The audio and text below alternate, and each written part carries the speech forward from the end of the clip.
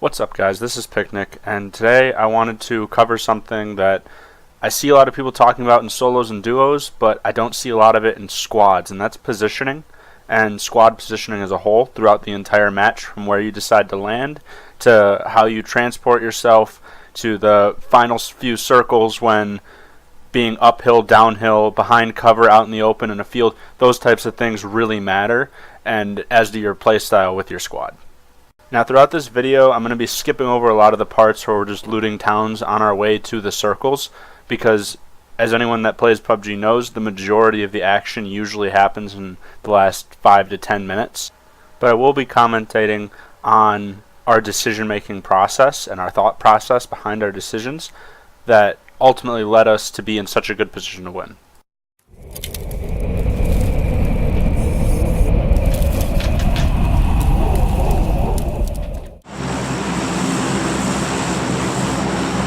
Let's do the same thing.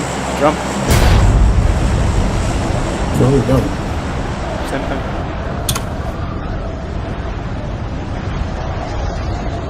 Okay, now right off the bat, the first decision that you're going to have to make as a squad is where to land.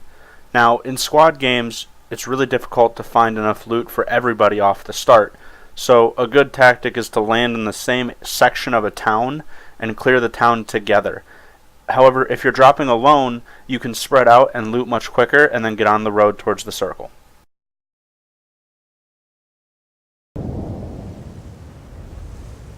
Other shoots? Nope, no shoots by us. I'm gonna loot the Mickey D's first. I'm gonna go for the church.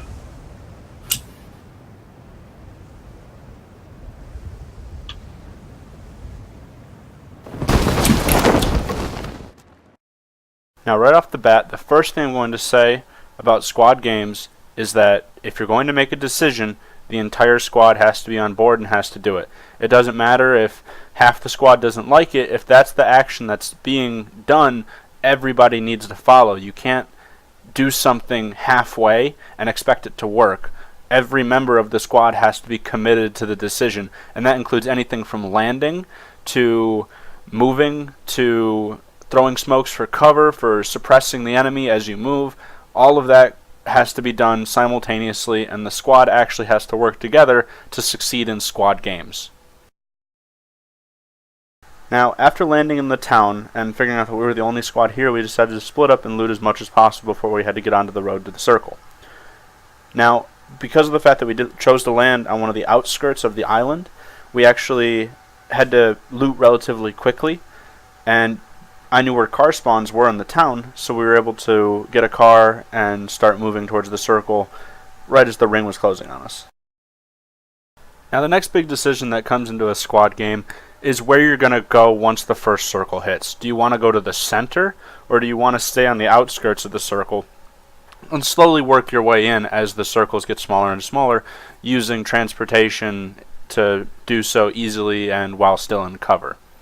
Now, my squad chose to hug the border because we like having our backs against the wall for some things, especially on the first couple rings when people are still trailing in, which is why we chose to take up the town right next to the bridge. We would have a choke point for cars coming across, as well as decent shooting positions using the cement walls of the compound as 360 coverage. Now, the next thing I wanted to talk about is something that I feel is the most important aspect of positioning, and that's that you don't have to shoot. In the clip that's playing right now, I crawl up the hill to scout, get an idea of how many people they are, if it's a partial squad, if they have a vehicle, to figure out, are they a threat to us and our squad in our current position. After finding out that information, I just come back. There's no reason to crouch in an open field or to take pot shots at somebody that will draw unnecessary attention to my squad now. This next part, after I finished scouting, we found another vehicle, so we decided to split up and take two vehicles. This is something that's important because if one car gets damaged, if one car flips, one car runs out of gas, you have an alternate vehicle, as well as you can separate your squad members, maybe have a support and a sniper be in the back car while your 2 automatic riflemen are in the front car, and you can, use the car as cover while you get into a gunfight, and then the sniper car can actually peel around to a hill and get a better vantage point where they're not going to be shot at and they're not going to be looked at as much while the enemy's focused on that first car. Now we rinsed and repeated the compound clearing and going compound to compound along the edge of the circle throughout the entire match, basically, and we got down to the point where there's only 22 people left and we're still a squad of 4 traveling in 2 cars. So at this point we were going to take up a position near the center of the circle. We are geared, we have some scopes, we feel like we're in a solid position that we can actually take a compound in the center and hold it as the circle gets smaller and smaller. So this next part is us actually going to that compound, and then from here I'm going to let it run and I'm going to let you hear our dialogue. We're in this safe, but we have this hill against us. I don't want to be really see. Oh, I like this house. I like this house right here. Shots! They're in those little houses. It's taking fire. Putting us around back. Yeah, this house can see every direction. They're in those houses. I say southwest. Yeah. The little ones? I think so. I'm gonna run up this hill and check this house behind us.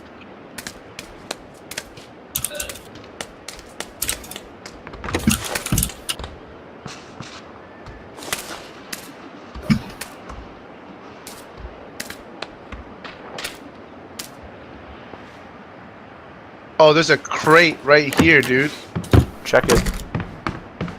South isn't in the circle. We're just outside of the fucking circle. That's fine.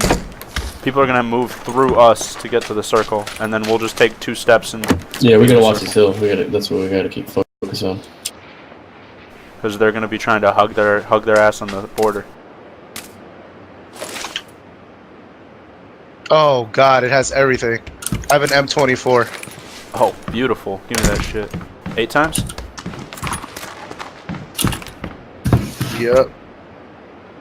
Oh, you got a crate? Yeah, right up the hill. Towards the wizard tower. Car. Yeah, it's me. It's fine. Where? Where's the car? I don't know. I hear it. Door just opened, southwest, the little shack. Door shut. Which shack? The 3-window one? No, the one down the hill that you can barely see. Car's Car coming coming straight towards us. I'm getting shot at. Shit. Car's gone. I think there's. I'm watching behind where they'd be shooting you from. Yeah, I think they're see shooting me anybody. from the warehouse or something. No, come on in, come on in. Bust in those houses. Yeah. I think they're shooting at somebody. Are you gonna hold on to the rifle, Kevin, or me? Yeah, I'm holding on to it. I have 5.56 ammo. Anybody need 5.56 ammo? Whoa! I heard shots behind us. They're still in those houses. No, it's in front of us. It's not behind. Alright, exclamations. Let's start getting outside. Keep eyes on that hill behind us, though.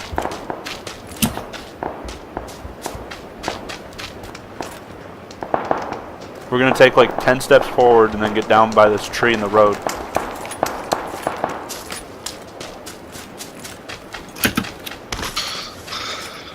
Watch our asses, dude. I'm watching our asses with the sniper rifle. No. You look forward. I'll look backwards. Wait, just getting at least grass. Is there houses directly southwest of us? Like in front of us? Is Yeah, there people in those there's a houses? house on the ridge, Oh, yeah. and there's a house below it.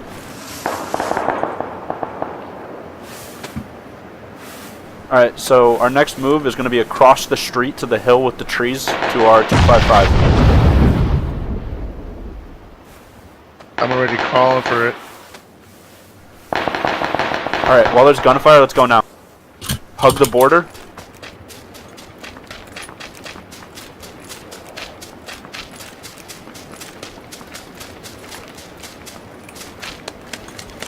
I got smokes, so I'm playing medic. If you get hit, just get to cover. Still watch our ass, dude.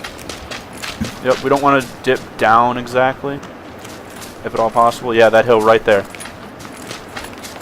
Wages, come with me. We're going to circle wide and check the backside of the hill. There it is. Oh man, I thought I saw movement over there. There's one on your left. One on your left. Two on your left. Got one down. One down behind the tree. They're going to kill me. Got the other one. They're dead. They're dead. I got Oh, flashbang. get me up. Get me up quick. Get him up. Get him up. I'm covering the ridge line. Get him up. Oh, they're moving. They're moving. They're moving southwest, kind of deep in the open. That's fine. Hold this hill right here. I'm gonna go and run and get him. Got one of them.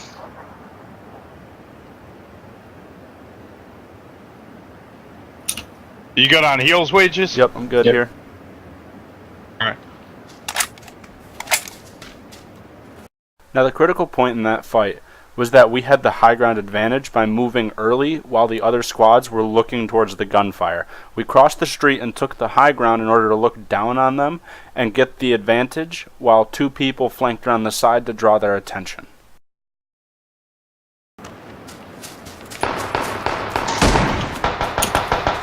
Wages, come up to the top of this hill with me. Oh shit! I'm getting hit. Dipping down. Dipping down. Popping a first aid. Inside the house? Yep, at the house. Dropping energy drinks. I mean, taking energy drinks.